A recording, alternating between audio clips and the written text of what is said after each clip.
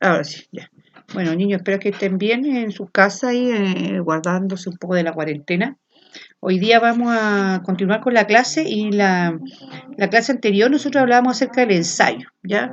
Eso fue la última materia que nosotros vimos y dentro del ensayo dijimos que también tiene que ver un poco con la reflexión, con la idea de divulgación, también tiene que ver con investigaciones, ¿ya?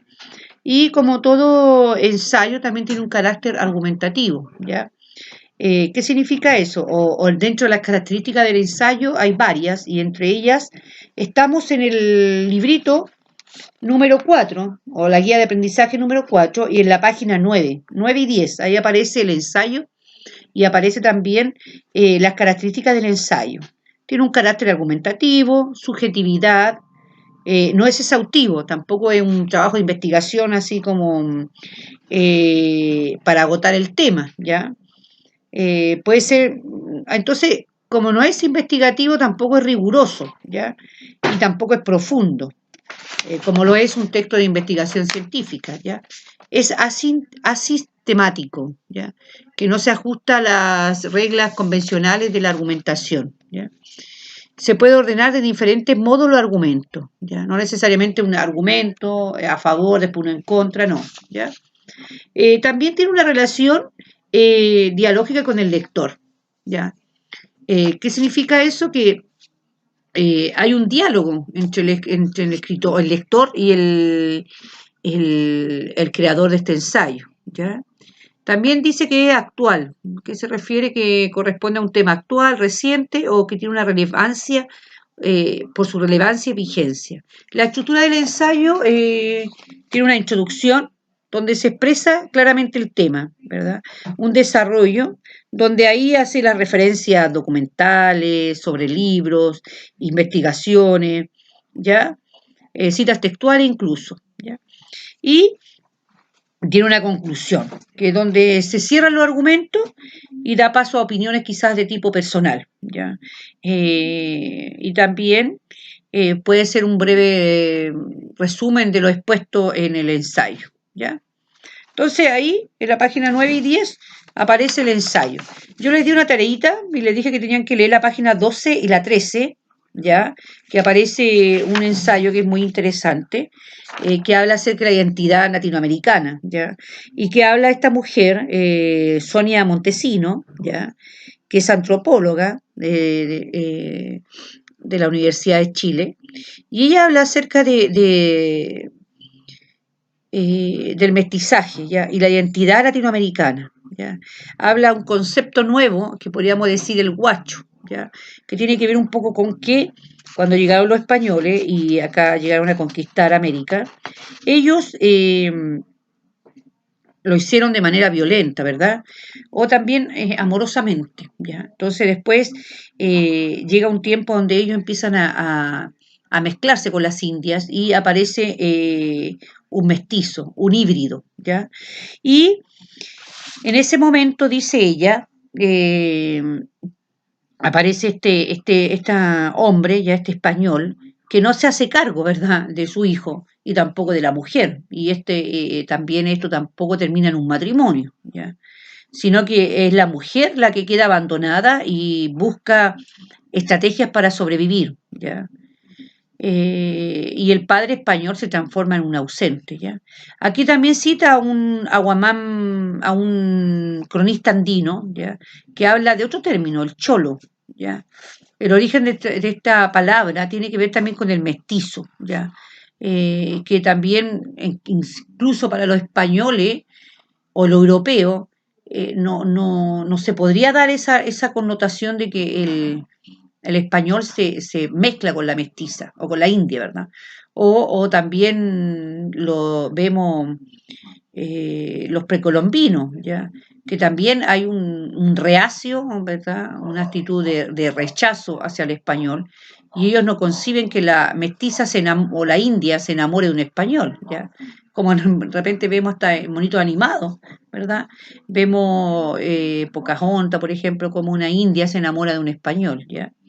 Entonces, acá habla acerca de la vida o de la clase social que surge a través de, o el modelo de la familia que surge a través de este concepto del guacho, ¿ya?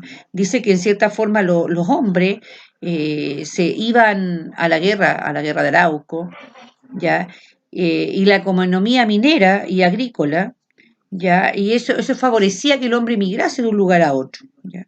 Las mujeres permanecían por meses, incluso por años, solas a cargo de la estancia y las familias, ¿ya?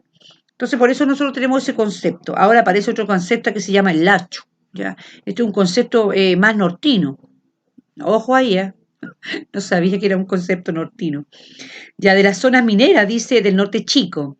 Agrega otro matiz a la familia, de una madre y sus hijos, el lacho.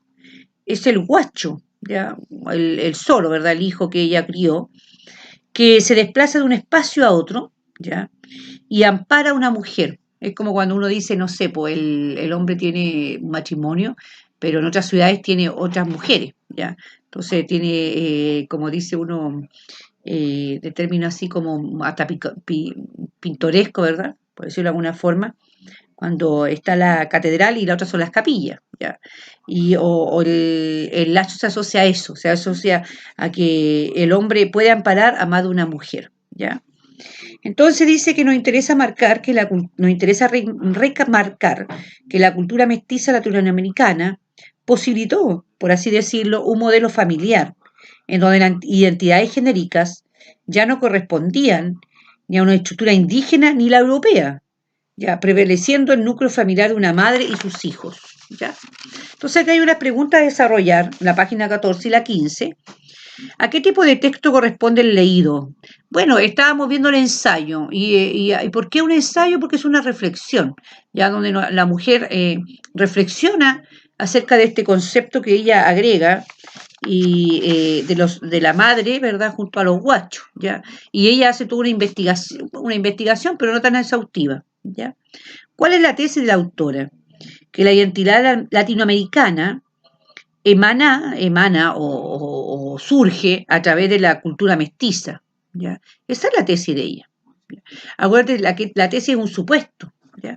Entonces dice, señale tres características, la número 3 del ensayo que están presentes en el texto. Para desarrollar esta pregunta, la 3, debemos ir a la página 9 y 10, a donde aparecen las características del ensayo. Bueno, en primer lugar, argumentativo.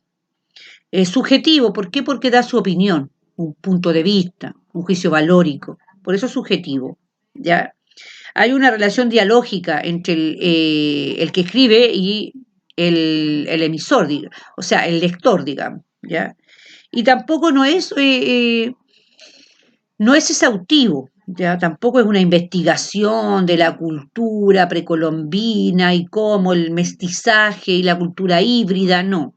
Es, no es profundo, ya no cae por ejemplo, como un historiador, ¿verdad? Este otro punto de vista. No es un punto de vista de cómo el choque cultural entre el español y el indio, o la española, el español y la india, ¿ya? Sino que es una reflexión acerca de qué pasa con cómo era la familia en esa época, cómo estaba integrada la familia, ¿ya? A eso se refiere. Escriba la definición de identidad latinoamericana que presenta la autora. Bueno, la autora dice que a partir de la cultura del mestizaje, ¿ya?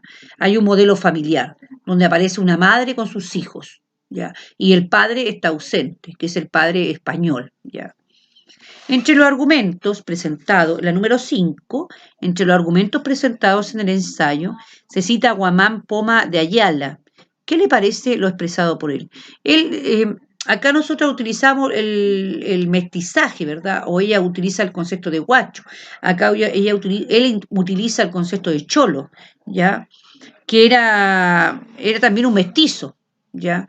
Y para ello también era impensable que haya una mezcla entre la India y el español, y también lo europeo, ya lo europeo igual dice, no, aquí no pasa nada, po. No creo que un español, ¿verdad?, se meta con una india. Entonces él también tiene otro tipo de concepto, pero igual tiene que ver con el mestizaje, ¿ya? Entonces después la número 6 dice, escriba las derivaciones, ¿ya? El guacho es un huérfano, dependiendo del contexto tendrá una connotación negativa o positiva, ¿ya? El guachito, ¿ya? Es como para decir, oye, guachito, como un favor, ¿verdad? O el guachón, ya cuando hablamos de un gallo guapo, sí, un gallo que te llame la atención, oye, medio guachón, ¿ya? El lacho, bueno, el lacho tiene que ver con la persona que se desplaza, ¿verdad? De un lugar a otro y que puede mantener o amparar a más de una mujer, ¿ya? Es el lacho, ¿ya? El chorote es mestizo, y ahí usted también pone el significado. Y el quiltro, ¿qué es el quiltro? Es un perro, ¿verdad? Es la mezcla de un perro fino o pena de raza con un perro sin raza, ¿ya? Es la mezcla entre o el cruce de un perro fino con uno corriente. Ese es el quiltro, ¿ya? Entonces ahí ustedes llenan el cuadrito, ¿sí? Ya, yo le había dado esa tareita y después les di otra que tiene que ver, para que Chile, país de rincones. Ya esa la hacen ustedes y la revisan ustedes, ¿les parece? Si alguien tiene alguna duda, por último me va llamando y ahí lo vamos viendo, ¿ya? Chicos, lo importante es que ustedes vayan realizando las actividades, ¿ya? A veces yo le doy una tareita, ¿verdad? Pero si usted quiere hacer la otra actividad, hágala. Si usted quiere seguir leyendo, por ejemplo, la página 25, habla de la nueva ley de filiación, ¿ya? Entonces, igual, si usted la quiere hacer, hágala. Y si tiene alguna duda, por último me llama o me whatsappea por interno y me dice, profe, mire, yo hice esta tarea, esta actividad y tengo una duda en esta pregunta. Y yo la puedo ir aclarando. No hay ningún problema. Lo importante es que también ustedes vayan haciendo las cosas, ¿ya? Porque tampoco nos vamos a pasar toda la clase revisando las tareas que se supone que ustedes han hecho. Ahora, hay un concepto que uno tiene que manejar un poco y que tiene que ver en la página 29, cuando hablamos de la coherencia y la cohesión, ¿ya? Cuando nosotros escribimos algo, un cuento, un relato, una experiencia, ¿verdad? Porque no solamente vamos a ver cuentos, ¿ya? También podemos escribir una experiencia de vida, ¿verdad? O algo testimonial, ¿verdad? Como lo habíamos dicho en otras clases, ¿ya? Dice, cuando consideramos que un texto está bien escrito, verificamos de manera intuitiva que posee dos aspectos, la coherencia y la cohesión, ¿ya? ¿Qué es la coherencia? La coherencia se refiere a que el texto sea comprensible, ¿ya? Por ejemplo, ser coherente, ¿ya? A veces nosotros decimos la coherencia tiene que ver con la unidad temática, ¿ya? Tiene que ver si yo, no sé, pues voy a hablar del partido, no sé, o voy a hablar acerca de un tema, ¿verdad? Sigamos por esa misma línea, ¿ya? Eso tiene que ver, la coherencia tiene que ver con la unidad temática, ¿ya? También la coherencia sé que el texto sea comprensible, ¿ya? Que reúna algunas características, ¿ya? Ahora, la cohesión es otro concepto que utilizamos y se relaciona con los fenómenos lingüísticos, por ejemplo, los conectores. Ya, nosotros, por ejemplo, los chiquillos cuando están en la básica empiezan a hablar acerca de los conectores básicos, por ejemplo, las conjunciones, que es la unión de una palabra con otra. Ya, por ejemplo, Juan y Pedro. El y, esa es una conexión, ¿ya? A eso se refieren los conectores. Son nexos que indican las relaciones entre las ideas al interior del texto. Por ejemplo, sin embargo, bueno, hay varios, ¿eh? Sin embargo, por lo tanto, además, es decir, ¿ya? Y hay acá algunos conectores de uso común, que aquí en la página 29 aparece. A lo mejor nosotros siempre lo utilizamos, ¿verdad? Pero no voy a decir, ay, ya, ahora voy a usar un conector. No, uno habla nomás, y al hablar utiliza conectores, que unen un término con otro, ¿ya? Las conjunciones, por ejemplo, adverbio de tiempo, luego, adverbio de tiempo, de modo, eh, ya, por lo tanto, sin embargo, pero, por el contrario, en cambio, ¿ya? Entonces esos son conectores. Entonces cuando nosotros hablamos de la coherencia tiene que ver con que si hablamos de un tema, ¿verdad? Y vamos a continuar hablando del mismo tema. Es cuando nosotros, por ejemplo, leímos algo y, por ejemplo, lo mismo que estábamos leyendo ahora, el tema ese de la identidad latinoamericana, que habla acerca del concepto de guacho, ¿verdad? Y habla el concepto de mezcla entre el español y la India, ¿ya? Ustedes se fijan que en ese ensayo había una coherencia, porque a lo largo del ensayo se habló de lo mismo, ¿ya? Por un lado se habló del cruce el cruce de culturas, ¿ya? Por otro lado se habló, por ejemplo, del mestizaje, ¿ya? Después se habló de el cruce de cultura, el mestizaje, y después se empezó a hablar acerca de cómo la mujer quedaba solo con los hijos, ¿ya? Y se habló un poco de la guerra de Arauco, ¿ya? Entonces, todo eso se relacionaba. Obviamente, el punto aparte te indica que vas a hablar de otro tema, pero el tema global o el tema principal siempre fue el mismo, ¿ya? Y los conectores tienen que ver con los nexos, ¿ya? Para que nos quede claro un poquito cuando hablamos de la coherencia. Por ejemplo, eh,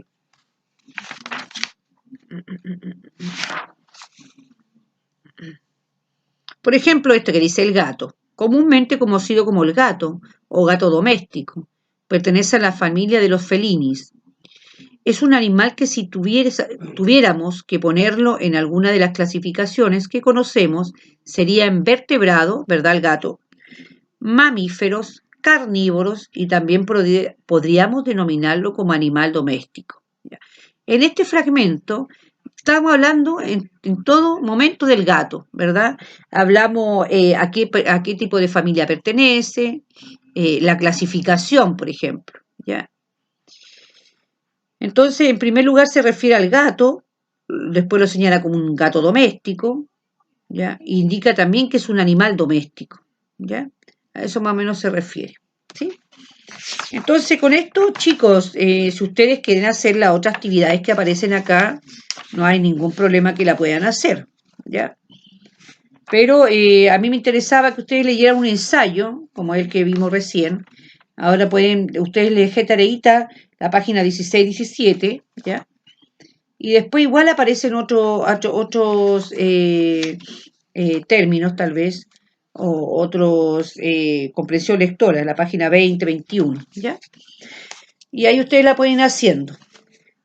Ahora nos vamos a volcar un poquito a la guía de aprendizaje número 5, ¿ya?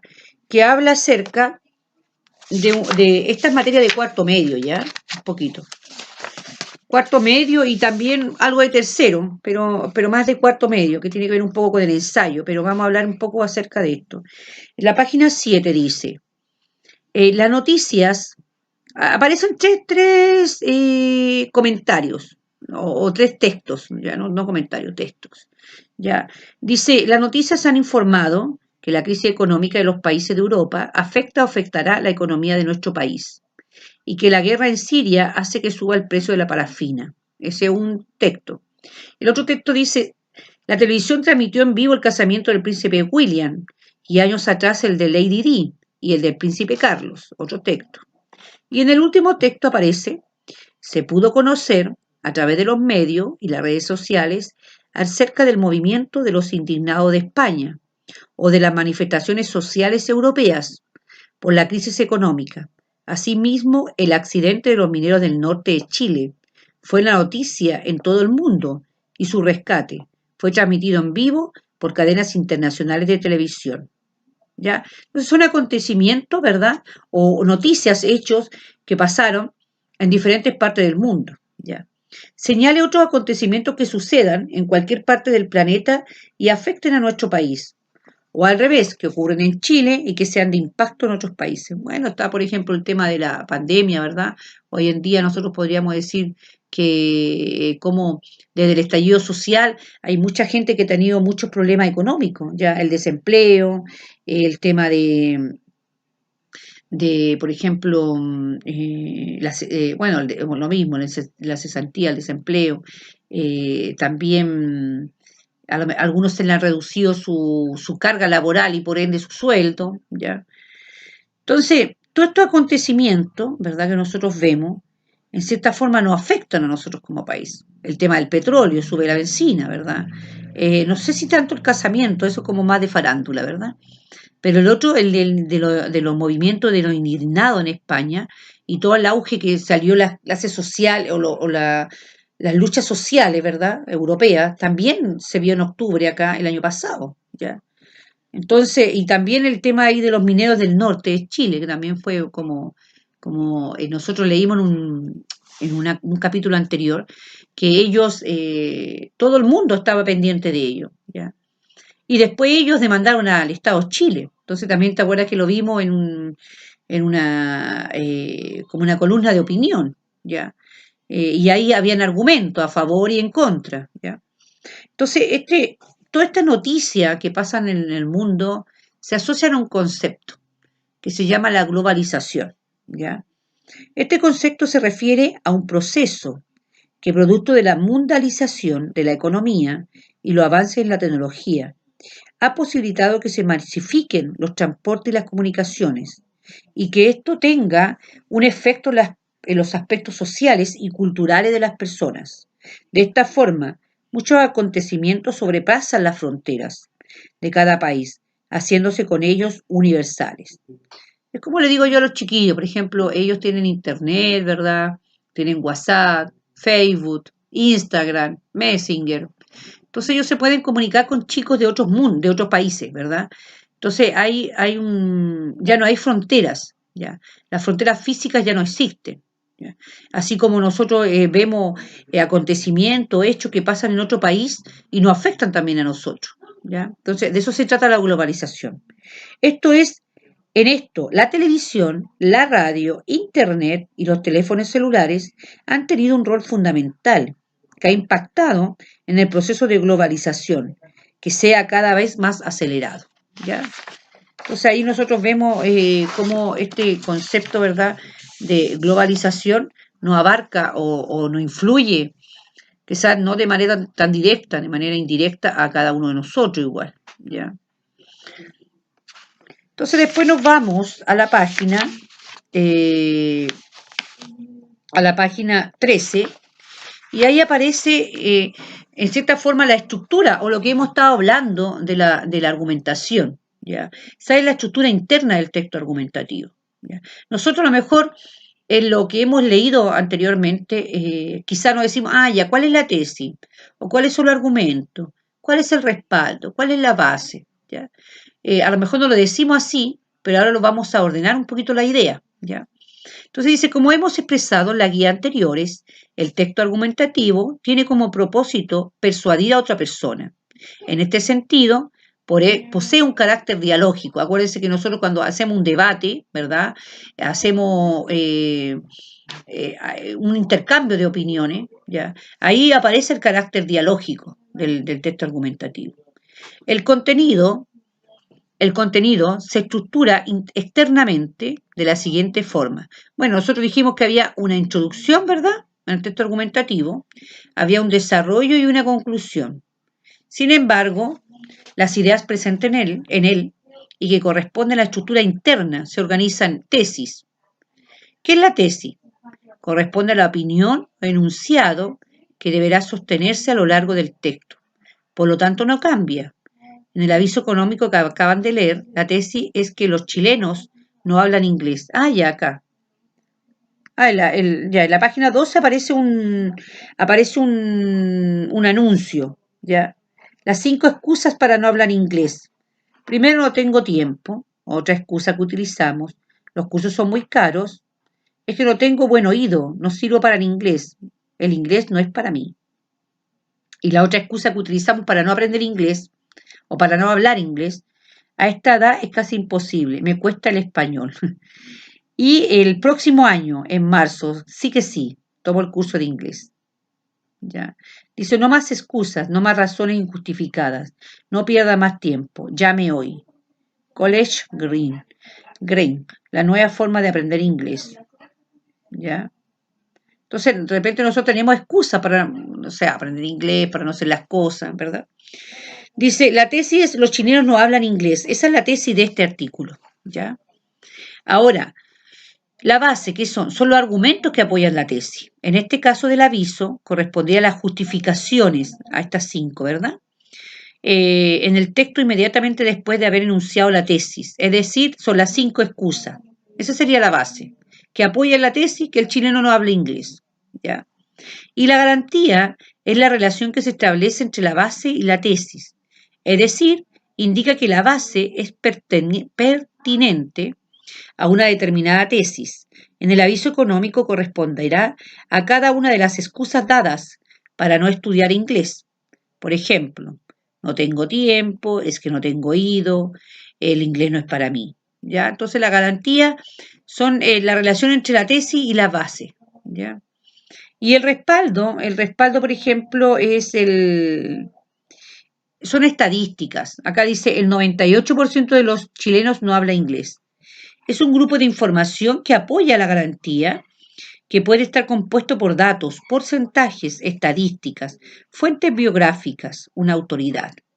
Podemos ver que el respaldo en el aviso económico, que es el 98% de los chilenos no habla inglés. ¿Ya? Entonces, nosotros cuando vimos los tipos de argumentación también vimos algunas cosas respecto a esto. ¿Ya? Ahora, es importante a lo mejor que nosotros no lo memoricemos, pero sí cuando opinamos lo hacemos a través de un argumento. Y este argumento puede ser la base, ¿ya? Este argumento puede ser una estadística, ¿ya? Este argumento puede ser un porcentaje, ¿ya? Entonces dice, en la página 15 aparece un mapa conceptual, ¿ya? De síntesis de lo que hemos visto el texto argumentativo. Primero, siempre lo dijimos que el texto argumentativo, la finalidad es convencer al otro, ¿ya? Es el propósito que tiene. Convencer o persuadir. Acuérdense que nosotros convencemos a través de la mente, ¿verdad? Estadística, porcentaje, datos duros, ¿verdad? Y persuadir, que es diferente el concepto, lo hacíamos a través de las emociones. Por ejemplo, decíamos, ¿sabes? Que a lo mejor un niño con cáncer, ¿verdad? Puede aparecer un niño calvo, ¿verdad? En la propaganda y quiere sensibilizar a la gente para que done dinero en la colecta, ¿ya? Esa es la diferencia entre convencer y persuadir. Es decir, el emisor tiene la intención de producir un cambio de actitud en el receptor, ¿ya? De ahí su importancia, porque a través de este es posible modificar, refutar, estabilizar las creencias o ideas de los destinatarios. Bueno, el texto argumentativo tiene un carácter dialógico, se produce un diálogo entre el escritor, ¿verdad? O la persona que escribe y el lector. ¿Ya? Ahora, también tiene una estructura externa, que sería la introducción, donde se plantea, ¿verdad?, el tema y la tesis. Ahora después tiene un desarrollo, donde están los argumentos a favor o los argumentos en contra, la contraargumentación. Y después aparece donde es la conclusión, que puede ser una síntesis, un resumen, ¿verdad? Para que nos quede más claro, en cierta forma, la argumentación. Y esta argumentación se estructura de manera interna, lo que estábamos viendo recién. Tiene una tesis que se apoya en una base, tiene una garantía y tiene un respaldo. ¿Ya? Esto es como el resumen de la argumentación, la página 15. Aquí aparecen también, la página 16, aparecen varios como titulares, ¿ya? Proyecto termoeléctrico de Punta de Choro será reubicado. Proyecto termoeléctrico, Castilla genera polémica en la comunidad. Hidroaicén, un porcentaje a la matriz enérgica de nuestro país. Evacúan niños de la greda por contaminación generada por la central de Ventanas. Central hidroeléctrica Ranco proporciona un 10% de energía al sistema interconectado central. Se aprobó proyecto de extracción del carbón en Isla Riesgo. ¿Ya? Son proyectos, ¿verdad?, que tienen en común algo.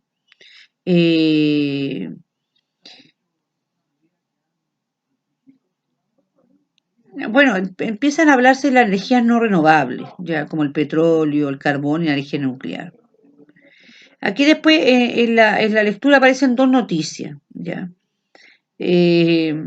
Aparecen molinos submarinos, una nueva forma de generar energía limpia, ya. Y energía mareo motriz en Chile, ya. y aparecen dos noticias, ¿verdad? Donde usted las puede leer y podemos ir viendo algunas cosas. ¿Ya? Entonces sería...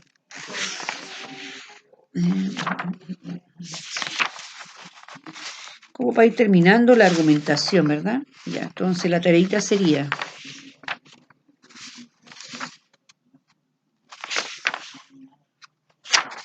igual es larga. Ya, sería la actividad de la página. Actividad de la 17 a la 24, porque son dos ahí. Ya, es larguita, pero bueno, hagámosla, ¿ya? De la 17 a la 24.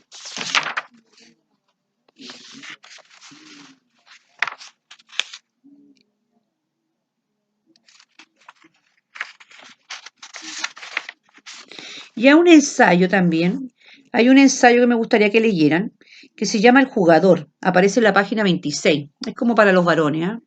Que habla acerca de una persona que es un jugador y va surgiendo de las canchas, como por ejemplo, como estas canchas polvorientas, ¿verdad? Los suburbios de la ciudad, y después empieza él a surgir, ya, a este mundo ya más de millones como, no sé, onda Alexis Sánchez, onda Gary Medel, ya, como ese término.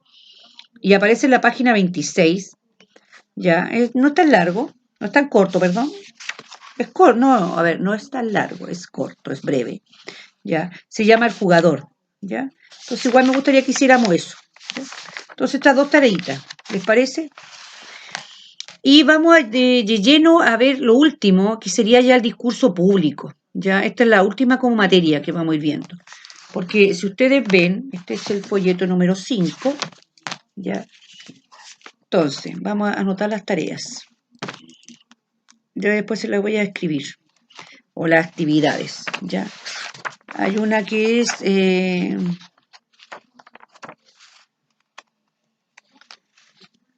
página 17, ya, a la 24. La noticia noticia del mismo tema y todo. Y después está ese del jugador, ¿ya? Del jugador en la página 26 a la 29, ¿ya? Y ahora vamos a hablar un poquito acerca del discurso público. Y dice que el discurso público, a diferencia de otros tipos de discurso, posee características que siempre tratan de un tema de relevancia pública, ¿ya? Entonces, de interés público. Es decir, una idea, hecho, situación de valor universal, que involucre o sea importante para la sociedad, ¿ya? Estoy en la página 31 del texto número 5, de la guía de aprendizaje 5. El discurso público generalmente está expresado en forma oral, ¿ya? Se llevará a cabo frente a una gran cantidad de personas, ¿ya? Que contará con elementos ambientales, como ejemplo la solemnidad, ¿ya? Por ejemplo, cuando, bueno, nosotros el año pasado tuvimos la graduación y cuando hacemos la licenciatura yo elijo o le solicito, le pido a un chiquillo del grupo que dé su discurso de despedida de cuarto medio, ¿ya? Entonces es una situación solemne, ¿verdad? Donde se utiliza un lenguaje más formal, ¿verdad? Eh, donde también hay una estructura, ¿verdad? Hay como una estructura establecida, ¿ya? Uno empieza, por ejemplo, no sé, si hay alguna autoridad de importancia, empieza por el nombre de esa autoridad. Después empieza por todas las otras autoridades que aparecen, lo apoderado, por ejemplo, no sé, un discurso de cuarto medio sería, buenas tardes, señora directora. Bueno, la directora de mi curso de colegio se llama Raquel Sea. Raquel Sea, jefe unidad técnica del colegio, jefa de UTP, profesores, después sería alumnos, queridos alumnos, y ahí uno empieza el discurso, ¿ya? Hay un encabezamiento, ¿verdad? Que es más o menos formal. ¿ya? Y bueno, en el discurso uno puede, un discurso de ceremonia, porque hay 4 tipos de discurso, ahí lo vamos a ir viendo, pero en el discurso de ceremonia es más formal. Uno puede contar una anécdota, relatar la experiencia a lo mejor de los 4 años cuando los chiquillos están de cuarto medio, y a lo mejor situaciones cómicas o divertidas donde participaron en el aniversario, eh, cómo han sido estos 4 años de crecimiento, ya sea académico, pero también personal, ¿verdad? ¿Ya? Entonces, ahí aparece, ¿ya? En primer lugar, un discurso público va dirigido a una gran cantidad de personas, ¿ya? Esa es como una característica, ¿ya? Es oral, ya se expresa de manera oral. eh, Bueno, también los discursos públicos acá dice que se elaboran para agradecer un premio, un reconocimiento, homenajear a alguien. No sé, por ejemplo, el alcalde va a hablar porque está de aniversario la ciudad de Antofagasta. Bueno, la alcaldesa. ¿Ya? O también puede ser un discurso político, ¿ya? Están de moda de repente los políticos ahí buscando votos y hacen su discurso y nos prometen mucha todo, pues nos prometen gratuidad a los estudiantes, el tema de la FP, las pensiones, eso es un discurso político, ¿ya? Puede ser también un discurso religioso, un curita ahí dando ahí el sermón el día domingo, ¿verdad? Donde ahí nos llama a través de sus palabras y la escritura, ¿verdad? Ahí aparece, no sé, pues el amor al prójimo, el amor a Dios. Entonces también eso es otro tipo de discurso, un discurso religioso, ¿ya?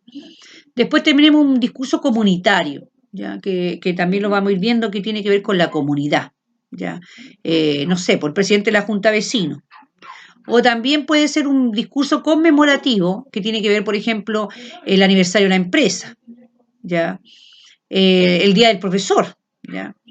La licenciatura de cuarto medio, ¿ya? Entonces ahí vamos viendo nosotros diferentes tipos de discursos que van a diferentes tipos también de personas, ¿ya? Y tienen características diferentes unas de otras, ¿ya?